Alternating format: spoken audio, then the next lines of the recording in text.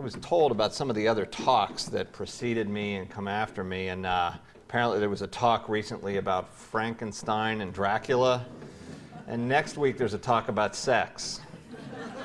This is a harder one, right? So make sure this one's about money. And sort of a hard public policy topic to talk about, but certainly a timely one. But I promise you, we'll kind of get into people's brains and how we think about money, and offer that as kind of a way to think about ourselves as well as the broader public policy implications here today. So this is Whatever Happened to Thrift, Why Americans Don't Save and What to Do About It. So this is a talk from a book I published about a year ago. And economists for a long time have considered the question of savings and whether people save enough be kind of a stupid question, frankly. Okay? Economists look at people and say people have preferences about money and how much they spend, and if they spend money such that they're in debt up to their eyeballs, well, that's because that's what they wanted to do. Okay? And we shouldn't really worry about that as a public policy matter one way or the other, because we should allow people to do what they want. But this has gained momentum as a topic in economics just in the last few years, because if you ask people, do you think you're saving enough? Many people will tell you that they're not, that they violate their own preferences over money. They want to be saving more, but they find that it's very difficult cognitively and economically for them to do so. There's a study that says about 68% of people say that they're saving too little, and it's a pretty good study. So there's been a lot of press recently since the economic downturn that American savings is back. For those of you who follow this topic, and I realize a lot of you may not have followed this topic, but if you have followed it, you would have found that American savings rate is very low for quite a number of years. In fact, it went down below zero for a while. But recently, since the economic downturn, the papers have trumpeted the fact that people are saving a lot more money. And I think when you read that kind of thing, you have to take it with a little bit of a grain of salt. I want to put this in historical perspective. This is a graph from right before the Great Depression. And I hope those of you in the back can see it, or at least get some sense of this graph about U.S. savings rates. The only time we've been particularly great at savings and probably saved too much was the period right after the Great Depression. And during and after the Great Depression, everybody said, well, the market went down, things are very scary, I should save a lot of money. Most other periods in U.S. history, numbers like 5, 6, sometimes bumping up to 10% or more the norm. The savings rate that we're seeing right now, that the newspapers say, wow, this is big, this is a big savings rate, 5 or 6% is still what we're seeing in terms of a U.S. savings rate. So it's gone up, but it's gone up from horribly low levels, right? And is about what is on average for, long historical periods in the U.S. So it hasn't gone up a whole lot. We're still down well below the level that many people are going to need for a comfortable retirement for themselves, to save for things like medical emergencies, and to keep us out of some what could be some ugly public policy situations. So just wanted to put that in there in case you're kind of wondering if this is a problem that's over. For some historical perspective, Americans have never been particularly good at savings. Okay, we just haven't. Asian countries have been good at savings for a long time. Okay, we're going to dive into a little bit of why I think that's going on, but Thomas Jefferson was famously in debt at the time of his death. Lots of people from Jefferson's time forward who are quite famous have been famously in debt as well, and the average American, even an average American that does very well financially, typically does not save a lot of money, particularly relative to other developed nations. Okay, buying on payments has been common since World War II. That's a key thing to kind of wrap your heads around. And I think it's kind of fundamental to the way Americans think about spending and savings. If you ask someone in a lot of developed countries whether they can afford something, the response you'll get is, do they have the cash to buy that? Okay, they're looking at their money in the bank and they're saying, do I have the cash to buy that? If you ask someone in the U.S., can you afford a new car? The cognitive calculus that they're doing is, can I afford the payments on a new car? Okay, and that's a very different calculus that you're doing. So the idea of having the money in the bank is not what we think of first, often when we think about our ability to afford certain consumer items that we commonly buy. Now, why don't we save very much? I think this is a fairly complicated answer, but has a number of elements that are pretty interesting, at least to me. One is money is cheap in the U.S. What does that mean? That means if you save money in a risk-free account or a very low-risk account, you don't get very much return. We all know that, right? You just don't, you're probably not getting inflationary levels of return if you've got it in a safe account. On the other hand, if you borrow a lot of money, or you borrow any money, the rates that we can get in terms of the interest that we pay on that debt are very low relative to what people in other developed countries might be paying on the same debt. When we finance that car and we say, yes, we can afford the payments, we're looking at interest rates that are quite low to finance that debt. In some ways, we're a victim of our own success. The reason that we see interest rates that are very low is because capital flows into the United States from all around the world because people say, look, they're unlikely to have a coup tomorrow, okay? There'll be a radical shift in government. It's a reasonably stable place to put my money relative to where I may be sitting right now. So what am I going to do? I'm going to go buy dollar-denominated, maybe U.S. government debt and hold my money effectively in the United States as a safe haven. Well, when all that money flows into the United States, there's a great demand for debt instruments like U.S. government bonds. And what is true in finance, and I imagine a lot of you know that, when demand for debt instruments goes up, interest rates go down, right? You don't have to offer people as much interest to get them to buy the bonds. So Americans, when we walk out into our own financial marketplace, it's very easy for us to say, well, why not borrow some money? It's so cheap. And by the way, if I save my money, I don't make that much money on that money to begin with. So that regime, that economic regime, which is largely driven by the fact that we've been broadly a successful country, encourages debt. Okay? By the way, I have to tell you just parenthetically, I teach at the Darden School, so I am used to a high level of crowd interaction. I'm a case teacher by nature, okay? So this is a little bit different than what I'm used to. And so if you have a question, just jump up and ask it for me. I'm kind of used to that dynamic, so it's very fine. I'll stop at any point in the presentation to take a question, okay? So interest rates are cheap. Who is buying all this U.S. government debt? Well, it's the countries with the really high savings rates, right? That's who it is, and largely recently it's been China, okay? Japan had been the largest owner of our U.S. government debt for a long time. China has taken the lead on that. At the beginning of the decade, around 2000, China would have held about $80 billion in U.S. government debt. Now they hold about $800 billion in U.S. government debt. So that's been a large climb up. Why are savings and U.S. government debt related? Maybe this is a point I need to emphasize. The U.S. government, we all know, is borrowing a ton of money. In countries like Japan, the government also borrows a lot of money. They have large government deficits as well. But because the savings rate of Japanese society is so high, they largely owe that money to themselves. The domestic audience is purchasing the bonds which are used to finance the debt, so the government might owe, but they owe to the person that's standing down the street. Since we do not have a high savings rate in the U.S., someone has to buy those bonds, and it isn't us, okay, recently. So that money flows out essentially to the U.S. and is held outside. And let me make it clear, I think in normal economic times it's perfectly healthy to have these kind of global capital flows, but what we're seeing right now, in my mind, is a fairly disturbing concentration of capital outside of the U.S. in ways that might really cause us problems, okay? So the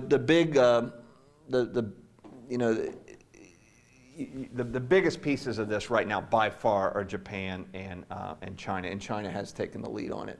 Okay, so innumeracy. Here's another problem. I'm not going to go through the little exercise that you see in the paper sometime where we all prove that we're dumb at math, okay? Remember these things we read in the paper, and we read quizzes about people from the U.S. They don't know where Zimbabwe is, you give them a geography quiz or a math quiz, and they sort of don't do very well. That's all true. But here's a problem with that related to this. Compound interest is not the easiest thing in the world to understand, right? It's not. And that's a simple formulation of it. So if you're sitting there thinking, wow, I can spend money right now, or I can borrow money, and it's pretty cheap, and I can buy the car that I want, or I can put my money in some investment vehicle, I see that interest rate is low, and I don't really understand the value of compound interest. I don't understand how that geometrically expands over time. It really doesn't come home to roost for me. The incentives to save, again, are diminished. So partly it's the cheap interest rates, and partly it's the inability to do math and understand that, yeah, even if you get a low interest rate, you put stuff in over time, this stuff can expand a lot, okay? But I will say those are the economic reasons. There are psychological reasons as well that are really not in the realm of the bailiwick of an economist, okay? But let's dive into those because I really think they are a part of the problem. Americans are massively overconfident. Psychologists can measure this, okay? There's a literature on confidence and how confident we are in the future of our country, how confident we are in the future of ourselves, right, at the individual level, how much money we're going to make, how healthy we're going to be in the future at an individual level. Psychologists can test that, and then they can look at real outcomes in the data, and they can make measurements about how optimistic or pessimistic, both in probably an individual but broadly a society is based on those kind of metrics. All mentally healthy people are overconfident. That's sort of a sobering thought you should all kind of sink into your heads, okay? Two things that are true about mentally healthy individuals. They are overconfident in their own ability, okay? If I had everyone in the room, and I won't for reasons of time, okay, you know, you close your eyes because you don't want to see what everybody else is doing. Say, how many of you are, relative to anybody else in the room, above average drivers? You know, 80-90% of you would raise your hand. You say, well, I'm not one of those idiots out there. There are idiots out there. I'm not one of them. I'm an above average driver, okay? You know, 80% of the population thinks they have above average intelligence. That cannot be true, right? That cannot be true. 80% of the people cannot have above average intelligence. But people that learn to cope psychologically with life, this is just part of a normally healthy, what psychologists tell us, mental process. We just believe that we are better, and we believe we have more control over situations than we do as well. If you, there's tests that are very interesting where you have people roll dice and you ask them about, do you think you can affect the outcome of dice rolls? And most people will kind of dismiss that and say, well, no, I can't really. But then when you bore down on that, turns out a lot of people think they can a little bit affect. Some people think they can a lot. Some people think they can't at all. But it turns out that's not as big of a group as you think it is, okay? And there's a lot of people kind of in that gray area that think, well, if I concentrate hard enough and I've been living a good life, maybe those snake eyes will come up, okay, when I'm playing at the craps table or, you know, you do things like that. That's sort of broadly prevalent in society. So, and Americans are also at the top of this dimension. So if you think about that, if you really think tomorrow is going to be better than today, and you really think you have a lot of control, more than is realistic about outcomes, why save, right? Why save? Spend money because tomorrow things are going to get better. I'm going to be happy, I'm going to be healthy, and I'll be making more money, and I can save at that point when I'm actually, my ship has come in. All right? So and I hate to tell you, I'm not going to dive into why Americans are overconfident because I'm not sure I know the answer. Any comments from the audience about this? Because I'm actually in learning mode too. So we can measure it, and along a lot of dimensions, Americans are overconfident. Japanese are not. Japanese are more pessimistic. Okay? Is this an issue of wars on our soil? I'm interested. Yes? Things have gotten better since the country was founded, and they always have been, so why shouldn't? All right. So just kind of economic progress that we see over time. Okay? It's the American dream. Okay. Okay, it's the American dream. Maybe people came here because of that particular dream and they're confident. Okay, so it's the immigrant issue, the immigrant mentality that's still with us maybe? Yes? Well, we are the world's hyperpower. Yep. That makes us singular. All right, so we're in a really good place and we don't worry about things as much because we're very powerful? Yes? And further to what's already been said, we're kind of shielded here in America. We don't have as much of a sense of what's going on outside of our country Okay. as other countries do. All right, so we don't have as much sense of what goes on outside of our country, and we feel sheltered maybe by 2 oceans and the power. Okay, I'll be clear, I don't know the answer to the question, right? It's an open-ended question, but one thing is clear. If you're massively overconfident and you think that tomorrow's going to be better than the day and you have a lot of control, it diminishes your savings, okay? But there are other psychological reasons as well. This is not the only one. Let me see if I can. Memories, okay, are asymmetric with respect to consumption. So what does that mean? It means, let me sort of give you an example.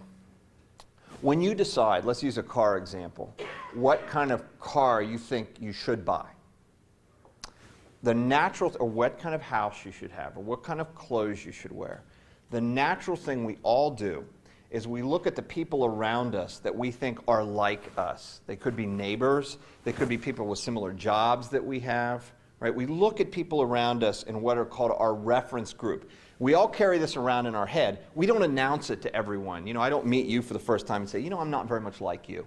I'm not going to pay attention to what, you know. We don't announce that.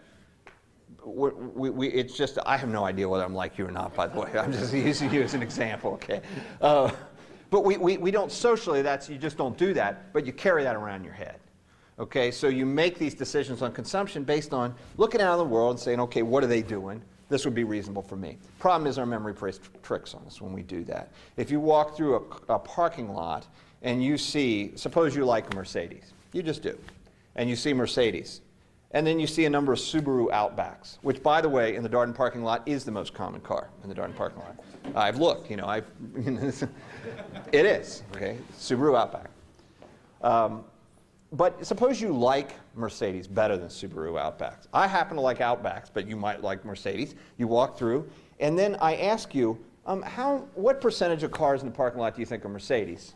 And by the way, what percentage of cars in the parking lot do you think are Subaru Outbacks?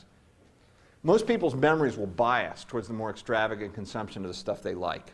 Okay? It's not just that they want that. When they're constructing a set of things that they think is for reasonable consumption in their mind, their cognitive abilities are limited in the extent that they're recalling other consumption information, and they do that in a biased way, and it's biased towards things that they really, really like. Now, this happens in all countries, right? It's a human thing. It's not a U.S. thing. But what's the difference in the U.S.? Income concentrations are really high in the U.S. What does an income concentration mean? It means that, and this is absolutely not a political statement, it's just a measurement, okay? That the wealthiest in the U.S. control, there's a larger bifurcation in incomes in the U.S. than there is in France, for example. The highs are higher, the lows are lower. You know, you just have a tighter distribution of incomes in places like France. So when I walk around the world, what do I see? I see a much larger spread of consumption choices that I might have. Cars, clothes, houses. It's all over the board. But remember, what's my mind doing? It's grabbing the things that I really like, and it's over-representing them in memory. So when I go out and look for the car, by the way, the car is probably financed that I'm looking at too, right? The one that I want. It's probably bought on payments, and it's not as prevalent as I think it is. But what I've seen out there in the world, I'm just going to see more of the extravagant consumption than I would in, like, for example, a place like France. So while that's common, this cognitive bias is common to all human beings, it kind of comes home to roost in Americans more because of the large disparity we see in consumption options in the world. Okay? This is just a summary of that. Americans observe consumption, but they remember what consumption they like more than they don't. Income disparities within reference groups are rising. Americans believe they are falling behind their peers all the time. You can actually survey that. So which credit card do I use, right? That's the result of that. Which credit card do I put that purchase on? I got plenty more, but I'm going through a lot of material. Any questions or observations at this point in the presentation on the psychology or anything? Yes. Have you observed that some of these trends are changing over time, or do you think that in the past 75 years, all of this has been somewhat level? I think a lot of us have the feeling that more recently we've become more inclined to consume and more inclined to try to stay up with the Joneses. Yeah. Is that inaccurate? Yeah, I would say there's kind of two effects there if I could separate. One is the memory bias that I mentioned, I don't think is changing over time. There's good reasons why our brains kind of work that way, okay, and that we're overconfident and things like that. There's actually evolutionary reasons that our brains work that way. However, if you look at cohorts in the U.S., when I mean cohorts, people of various ages in the U.S., it is clear that consumption relative to debt is changing over time. Anybody that remembers the Great Depression, that group just saves more money by a lot. Okay? Why? Because they know things can get very bad. Now, one thing we have seen recently, okay, is that once you get the Depression era generation, and then you look at the next group of 10 years, next group of 10 years, I'm saying when they were born, right? Savings rates go down, down, down. Debt rates go up, up, up. This last little group of the 20-somethings, we have some preliminary evidence that that thing is headed back up. It's preliminary. Okay, the other data is very good, and it means that we have large samples on the other data. We don't have large samples on this, so I'm not as confident with that. But there might be a little, think about it as a check mark, right? Kind of inverted. It's down, down, down, down since the Great Depression, and then there's up. I think there are some other issues at play with a very young generation, and I'll just throw this out there, although it's not the point of my talk. A lot of 20-somethings get out with a lot of student loan debt. So I think the psychology of that is kind of much more so than someone that graduated 20 years ago. So I think the psychology of student loan debt among some fairly large groups is driving some of this savings behavior. Okay? Yes? How is it, have you ever looked at how the media and communications over the generational gaps tends to encourage that thought process of where we belong and what we should be having represented? Well, certainly marketing and advertising impact things, but I will tell you, since the turn of the century, Veblen, I mean, there's been invective against the consumer society in the 19th century, right?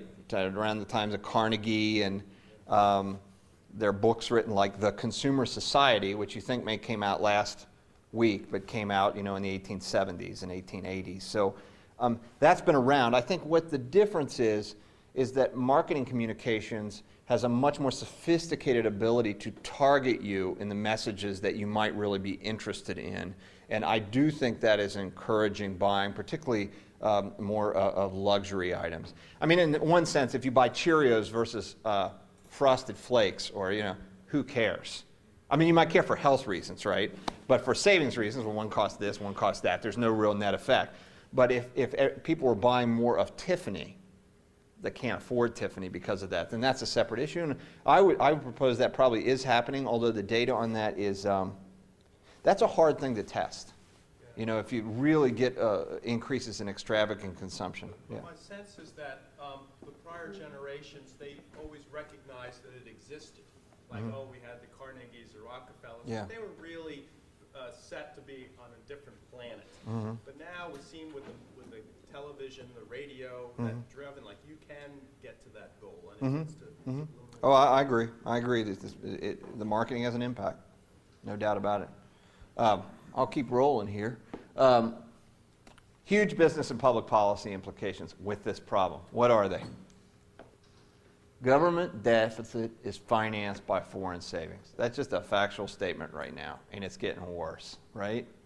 We're going to have another $1 trillion deficit, and we don't have the domestic savings rates to soak that deficit up. So that's money that largely is going to be held outside of the U.S.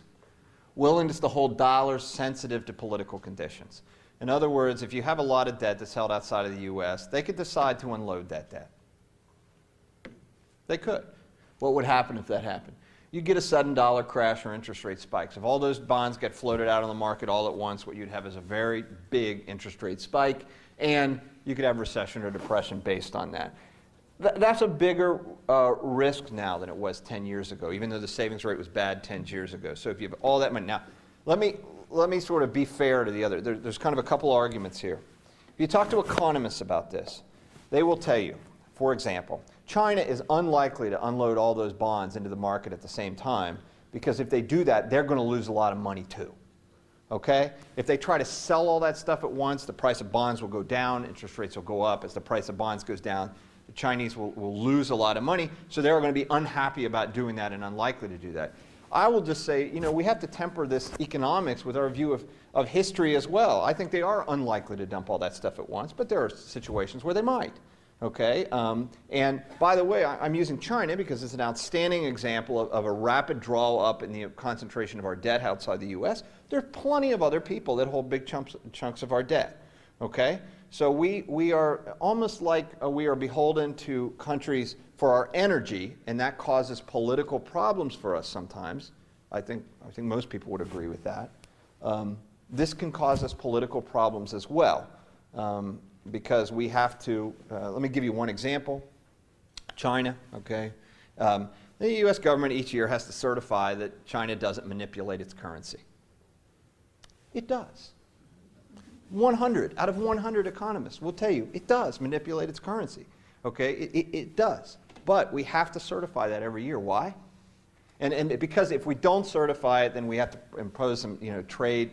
There's some trade sanctions that go along with that. Nobody wants to do that. I'm not suggesting we do trade sanctions, but the government has to take that policy, look at it and say, here's the truth, but we're not going to say it. We're not going to say it. Why? Because somebody's holding $800 billion of our debt. And if they dump some of that out on the market, we're going to be left holding the bag when that happens. So it absolutely already has big political implications. Okay? So that's the problem. I think it has big public policy implications. Solving it is complicated. Okay? But it really comes down to how we change this type of behavior. Okay. Well, I think there are public policy things that we can do, but I also think there are things that individual business. I'm a business professor, right? I think there are things individual businesses can do as well to help solve this problem. And usually when I talk about this kind of stuff, I'm talking with businesses, not public policy types. Occasionally I do talk with public policy professionals. But a lot of it has to do with the psychology of money.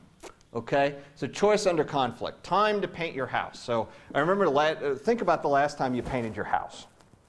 And you thought, well, I want to paint the room, but maybe I ought to do beige. Well, how many different colors of beige are there? Or gray, or blue? Well, you went and you got those paint chips, right? And you held them up to the wall, and you tried to figure out what color beige you want, and there was like 100 different colors of beige. And what you did is you probably delayed your choice because there were so many things for you to consider. Well, that's not that big a deal, but in the mutual fund market, okay, there's over 10,000 actively traded mutual funds, massive amounts of real-time financial data. You can sit there all morning and drink your coffee and look at the web pages and look at all, the patterns and the charts coming in, and you can try to figure out what to do. And largely people do have to figure out what to do right now because, not so long ago, companies took care of this for you with defined benefit pension plans, but in what amounts to a very large shift in this, and it's really a shift from risks associated with a company to the individual, most of us have to do this kind of stuff on our own, right? Maybe within some company sponsored plan, but we have to make asset allocation decisions on our own. Well, people find that very difficult. And when you throw lots of choices at them, they have no idea what to do, and often what they do is delay. The problem with delaying is the default for a lot of these retirement plans, if you delay, is to put it in cash. Now, I'd have liked to have had it all in cash over the last couple of years, frankly. That would not have been a bad outcome. But over long periods of time, having all your retirement money sitting in cash, which a disturbing number of people, even at the University of Virginia do, yes, I've looked at that data, okay, is not a good outcome. People will tend to not keep up with inflation, and their earning power will erode over time as they approach retirement. So all these choices, there's a great paper called The Dark Side of Choice. And economists, and I do too, I think, a lot of markets, more choice is good. It turns out in some of these markets that more choice paralyzes us and we don't know what to do. And because we don't know what to do, it costs us a lot of money. So what can a business person do? They can keep things simple. Okay? There's a lot of these options in the retirement plans that we look at. For those of you who are familiar with this, and you've got the stack of prospectuses, or you've seen this kind of stuff lately, you realize there's tons you need to look at. There are reasons. Part of them is legal. The other part is marketing. Okay, I teach marketing. A lot of those companies, they want to get as many of their products into that retirement plan as they can, because if you're buying from Fidelity, and they've got a ton of products, right, you're probably not buying from Vanguard, and that's a competitor. So what do? They load up those plans with lots of choices, and many more choices than is really necessary for good asset allocation, and what happens is people are worse off for it. So, the best thing a business person can do in that situation is operate under a little bit of a paternalistic instinct, and that means give them enough options to diversify their portfolio, maybe an annuity option, an equity option, a bond option, a foreign option, a couple other options, but you don't need much more than that, and then resist the temptation to dump all that stuff into the account. Okay? Based on some new laws that are out there, companies can also reset defaults on these plans. I'll go through this kind of quickly. So that it doesn't all go into cash. It could go into something like a life cycle fund, which adjusts over the period of someone's lifetime. It's very hard. It used to be they did it all to cash because they're afraid of getting sued. Now it's harder to get sued. Okay? The other problem with these accounts, and the reason I focus in on this in the talk, is because to the extent that Americans save at all, this is typically where they save their money. These tax-deferred retirement accounts, these are a store of wealth for a lot of people. And they're good vehicles overall, but there are problems with it. And when there are problems with those vehicles, those are the things that end up costing people a lot of money. It's not whether they're saving this much at the credit union or this much at the bank. You know, those aren't the large problems. What's another problem with these accounts? Well, the mind is a strange place, okay? And when we're solving any kind of mathematical problems, one of the ways we solve it is we grab the most accessible piece of information in our head, maybe the last number we thought about, in order to try to grab the problems. There's wonderful research in this, okay? It turns out we anchor on all kinds of crazy things. If your name is Dennis, any dentists in the room? Dennis? You're more likely to become a dentist. If your name is Georgiana, you're more likely to move to Georgia, okay? Louis is more likely to move to St. Louis. Laurie is more likely to become a lawyer. Okay, we anchor it because it's clear, it's in our head, it's right in the front of our brain at all times. So when we solve complicated problems, big life decisions, what do? I know it sounds insane, okay, but we grab the information that's most readily available to us to do that. And this is another situation where that happens, okay? If a company contributes 3% to a defined contribution retirement plan, that'd be good at this point. A lot of companies have cut back on this, okay? And you ask people, well, how much do you think you need to save into this to retire? People will say, about 5%. If a company contributes 5% to this, and you ask people, how much do you think you need to save? About 7%. What are they doing? What's the heuristic? Anchoring plus a little more. They have no idea. No idea. They have not done the math, right? So what they knew is they probably need to save a little bit more, so they'll just take the company contribution, add a little bit of it, and say, well, that's how much I need to save. Okay? A substantial portion of workers, up to half in some studies, use the default allocation and contribute just a little bit more than their employer, no matter how much their employer contributes to the retirement plan. So they're clearly not doing things in an optimal way. Poor workers are more highly risk at this. This is my little foray into talking about poor workers, but they're highly subject to anchoring and default effects. So if you get a factory with a lot of blue collar workers that don't know much about finance, let me tell you what they're going to do. They are going to take whatever default allocation the company offers them. That's what they're going to do, because they're not going to go through the asset allocation decision. Okay, and default effects are probably going to put in whatever their employer is putting in plus a little bit more, and that's it, no matter what their employer is putting in. Okay, so they're not going to solve the problem. Also, the problem is highly averse to equities. So people in the lower third of income in the U.S. hate equities on average. Why? They're viewed as scary. Lately, they have been scary, right? Okay, they're viewed as scary, and they're seen as an investment for rich people. It actually, good financial advice is no matter where you are on the income spectrum, you should hold some equities in your portfolio, but people in the lower third, the income distribution, by and large, do not believe that. Okay, and so over time, they tend to, poor workers tend to stay poor in retirement because they don't have adequate exposure to those markets over a long period of time. And there's no real way to do that. Social Security is obviously a government indexed annuity, an annuity, and they don't have, sometimes they just don't have access to things like a 401k, but even if they do have access to 401k, they're not going to do that very well. Okay? So what do we need to do in this situation? We need to loosen restrictions on investment advice at the workplace. They've been loosened somewhat over the last few years, but probably not nearly as much. To the extent anybody gets good financial advice, you know what they do? They get at the workplace.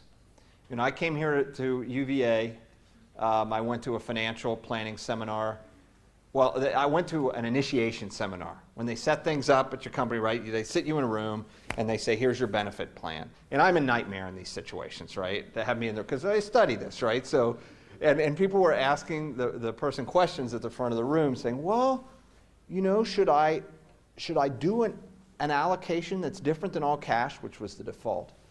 And the person in front of the room would say, well, it depends on your financial circumstances. That would be the response. That is obviously true, okay? But it was a response to someone that was just clearly afraid of being sued, right? There was no actual information that was passing hands at that point. Even though that was the place where people could have gotten very good information that would have had very large economic consequences for them, particularly if they stayed at the University of Virginia for a while. So I started answering questions. They got mad at me, and but I figured I'd take the risk, right? They're probably at a higher risk being sued than I am, so on that. But we need to loosen those up because most people don't have professional financial planners. That's not going to happen anytime soon where everybody has their personal, financial planner. To the extent people do this well, they're going to get it in the workplace, okay? Are there direct public policy measures as well, okay?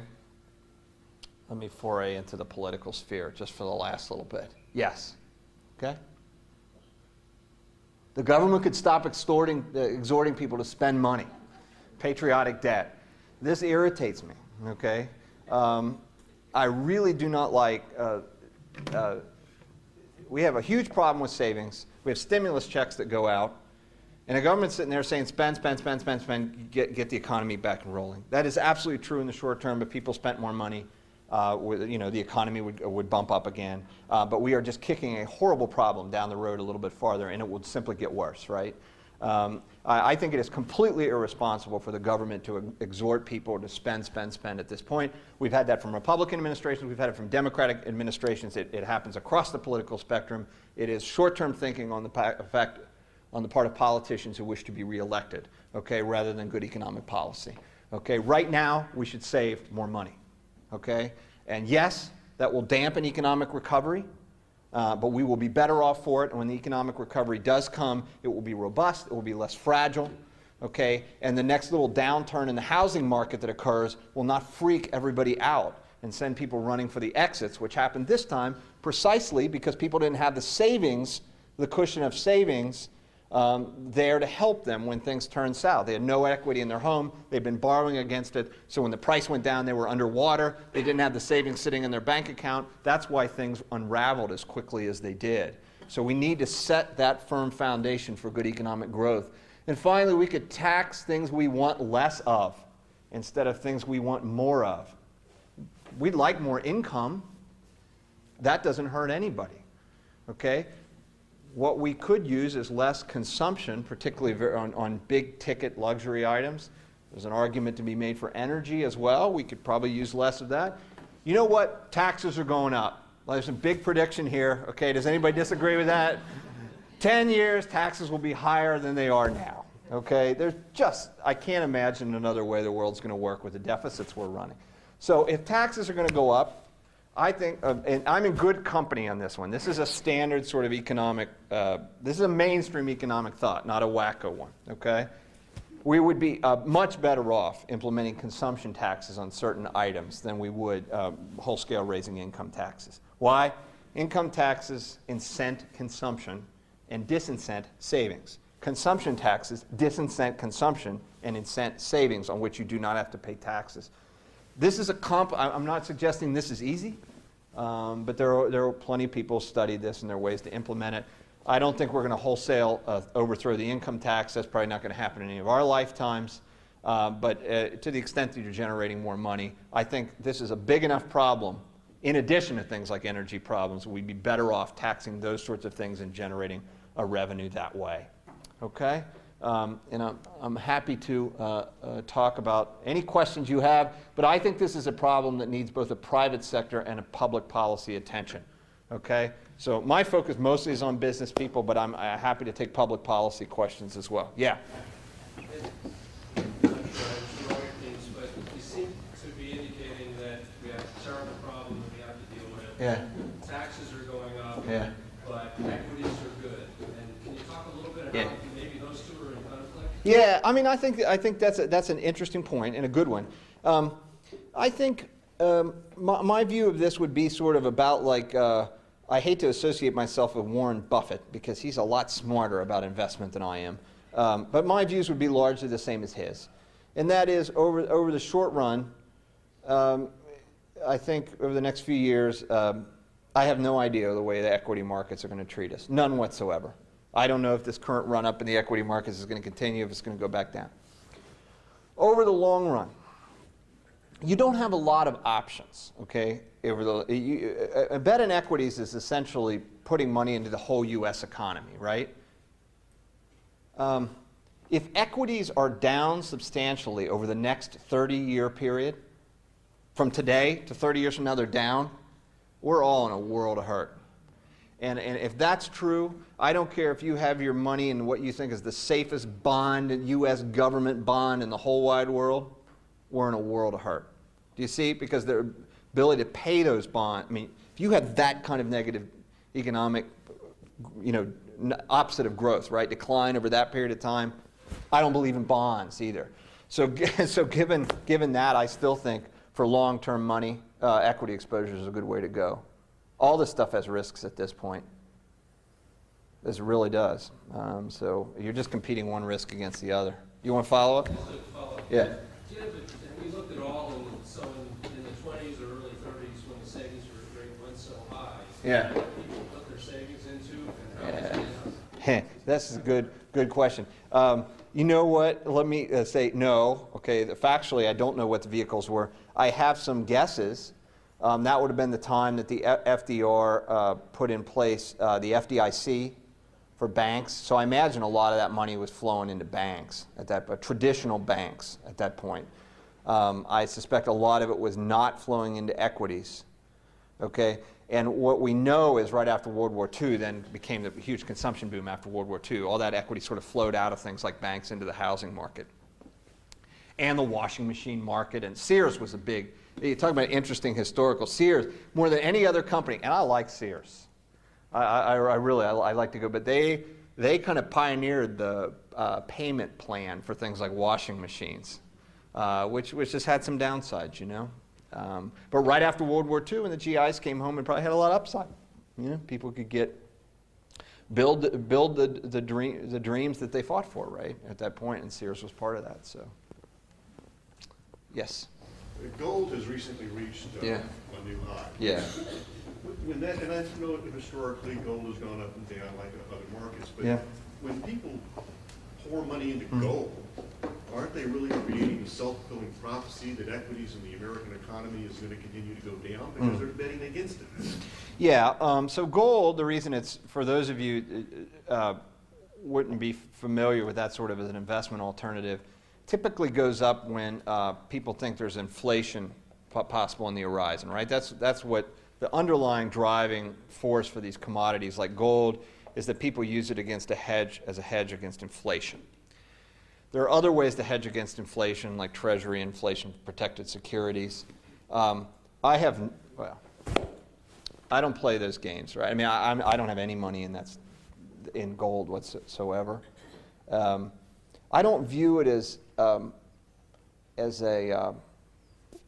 how would I say this? I don't view it as unpatriotic to buy gold, and I think you might a little bit, based on It just seems that it is making a statement that you have no faith in the economy that you live in. I think it certainly makes a statement that you believe there are large risks on the horizon for the economy, particularly with associated with inflation, and that's where you're going to bet your bet. But I do some of that too with other instruments, right? I don't think that's a bad thing to have some of it hedged. I think gold at $1,000. I'd love to take a bet on where that's going to. I don't think that's sustainable, but yeah.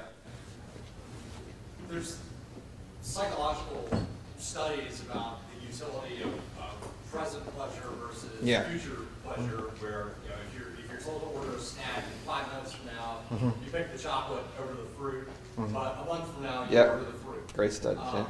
How does that impact public policy in terms of we tend to consume now because of the utility of it versus saving for a future utility? Yeah.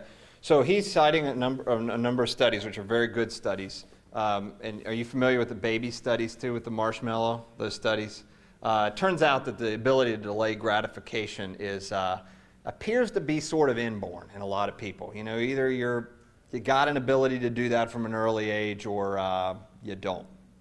And that they've done studies with babies and the ability to wait for a marshmallow that's set in front of them. And if they wait for it, they get additional candies as well. Some kids can do it, some kids don't. They track those kids over a long period of time, and guess what? The kids that can wait for the marshmallow do a lot better financially and can delay gratification, lower incidence of teenage sex, things where you would look at delayed gratification as an outcome, right? So, speaking directly to your question, if you believe that this is really very much inborn and widespread and we can't do a lot about it individually, the public policy implications of that are to move more towards a system where the government would be involved in forced savings. Are there examples of that big time? You bet. Singapore would be an outstanding example, what's called the Central Provident Fund, where you are essentially required to save a large portion of your income into a government-run account, and then you can tap into that only for certain types of purchases, like a house purchase and things like that. You can't just take it and buy, you know, concert tickets with it. Okay? So that's one model. The U.S. model is kind of on the other extreme. History of the country, we could go on and on about this, right? We have a libertarian streak that's as long as the history of our country. Let people do what they want with their money. It's a very complicated question to ask, is it a good idea to come towards Singapore? Okay? Because there's a lot of unintended consequences of doing that as well. But if you wanted to solve the savings problem, and that was your only goal, it is very clear that higher levels of forced government savings would do that if you move more towards the Singapore model. It might also reduce things like venture capital and you know, things that help the economy grow, so there's some real downsides to that. But that's could be a very rich public policy debate. Other questions? Yes? Do you think that it'll take another event like the Great Depression to change the behavior of Americans? Or do you think that when the government would make the public policy and small and large businesses alike would be able to change the behavior of individuals to save? Perhaps because I'm a business professor, okay? I have more faith in the ability of individual business people to help people that work for their business. In other words, I have more faith in enlightened business leaders coming to their company and saying, this is how we're going to change our retirement plan. Here's the things we're going to do to help people save more money. I think that's kind of a path I believe in. I wish I had more faith in the public policy side. I don't, okay? I think, you know, it's a very broad comment. I think democracies are very good at solving very short-term crises. But these long, lingering crises that get worse over time would just seem to be horrible at addressing. So that's my view. I hope this can be ameliorated at least somewhat without another Great Depression. I think, realistically, I don't think the U.S. is ever going to become Japan with those high levels of savings rate, nor would I want us to be. But I think, you know, it's very clear I think it needs to rise, okay?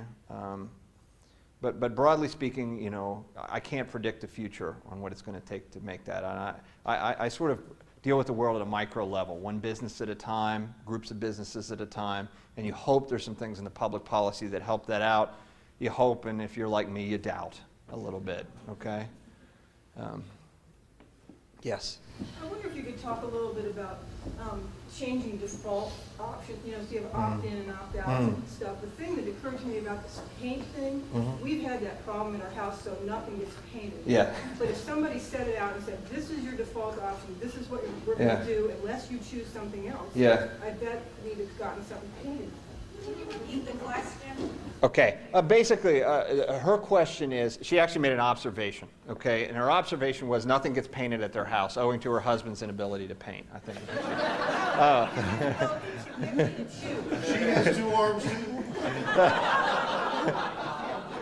This is great. Okay, so in addition to her husband's inability to paint, she thinks there's too many types of paints, and somebody should say this is the default option for paint. And if you can choose this or you can choose something else. And if they had a default option that was semi-reasonable, more things would get painted, because she wouldn't have a decision to make. And you didn't state it, but you were relating that to the financial markets, I imagine. Yeah, lots of stuff, yeah. Yeah, that's undoubtedly true. You know, strawberry jam in the store. Right. There's actually a paper on picking jam in the store. I didn't just make that up. Okay, yeah, there's a paper on picking strawberry jam in the store, so that looks at that. There's too many strawberry jams on the shelf, you don't buy any strawberry jam, is this the result of it. But yes, in some companies, there's an act that was enacted about a year and a half ago called the Pension Protection Act that allows companies to set other defaults. Some companies have done that, some companies haven't. All of these you can opt out of. In other words, if they have a default to a life cycle fund, all life cycle fund means is, think about 1/3 stocks, 1/3 bond, 1/3 cash, but those proportions could be different depending on how old you are at the time that you invest in it, and then it sort of adjusts over time. That's kind of a nice default, right? If you do nothing, they kind of spread it out for you. They all have the ability to let people get out of that, but what do we find? Of course, if you make that the default, more people choose it. Is that probably a better option for a lot of people versus 100% cash? Yes. If you want 100% cash, will they let you do that? Yes. You just have to make an active decision to do that. And so I'm all in favor of that. It's legal, and we just need to get more companies doing it. Okay? So that's the bottom line. It's an implementation issue rather than a legal issue at this point. Okay? It's not at the top of the list for some companies to do that. It doesn't add to profitability directly. Okay? So we need to keep talking to people about it. And I like doing that, so yeah.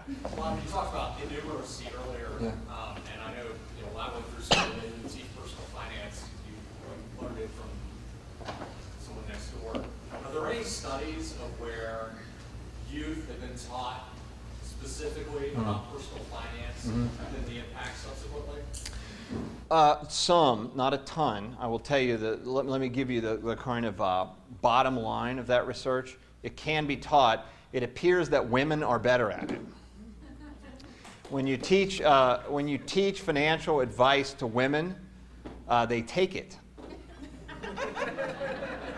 When you teach financial advice to men, they don't stop and ask for directions, right? Because they knew they were going before they started, so they couldn't possibly be lost. So it's just men are more stubborn. It appears to work. It appears to work with women. That's actually good news in this sort of terribly morbid sort of way. A lot of women outlive men, so they have a lot more of those end life decisions with respect to bulk amounts of money. That's probably where the inroads need to be made. It's also true women with families are highly motivated, and sometimes more motivated than men, to protect the nest egg. Okay, so that if you're kind of public policy-wise or business-wise, you're going out and saying, okay, I want to do education I want to teach my people. Where do I go? Go to the women first. You're going to have more inroads. Yes? I think the recent huge financial problems and the need for stimulus gives any credibility to the so-called black swan effect. Yeah. So he's referring to a book by Nassim Taleb called Black Swan. The previous book by him called Fooled by Randomness, kind of some of the same ideas in those two books. I certainly agree with Taleb's thesis. The thesis of that book being that we get very confident in our ability to measure things like risk. And we're actually overconfident, and all kinds of random events can occur that we really never thought about. That book is maddeningly difficult for a guy like me to read because he just mocks my profession. And he is so arrogant, it's just off the scale. If you've ever, stylistically, it's a tough read. And at the end of the day, someone like me has to say, are those ideas valid? Despite the sort of stylistic issues. And the answer is yes, in my mind, absolutely. We do get, people like me, for example, would be trained a lot in mathematics, right? So what happens, and I know this myself, when you get trained in mathematics and analyzing business situations, finance situations with mathematics, you get very confident. I can calculate it out to the 4th decimal point, maybe the 5th decimal point, right? So what? Still wrong. You know, the underlying model was wrong. It didn't take into account the psychology of the investor or history or other things that need to be there but are hard to build in mathematically, right? So we don't, because we like our models and we're comfortable and we're trained in them. So I think that's absolutely true. And I wish he would write with a little more humility. One more question. One more question. I've been given, we may not have another question, actually. Could I go in the back and then, yes? I just wanted to tie into this point about education. If you take that marshmallow baby Yeah. and you teach him while he's young, Yeah. it's like a night multiple intelligence, this idea that there's multiple Yeah. intelligence. And in our area, there are people going into the high schools, retired business people, Mhm. and leading seminars on personal finance. Is anybody in Darden interested in doing research, more research on that, or putting people out? Yeah, I am. I like, you know, if you have access to the subject pool, right, and you can actually do it, right? You need to collect data, and data is not always so easy. Now, just to be clear, they're not marshmallow babies. They're they're babies that are, yeah. But I think teaching people, so the thesis of that would be, which I agree with completely, if you can teach people delayed gratification when they're very young, that pays huge dividends for them, but financially and probably in lots of other areas as well. What's a little disturbing about those studies is that it's pretty clear there's some innate differences in human beings that may be hardwired. But if you're going to go after, you know, young, right? Young and delayed gratification. So thanks for the comment. And I'm okay? All right. Thanks, everybody.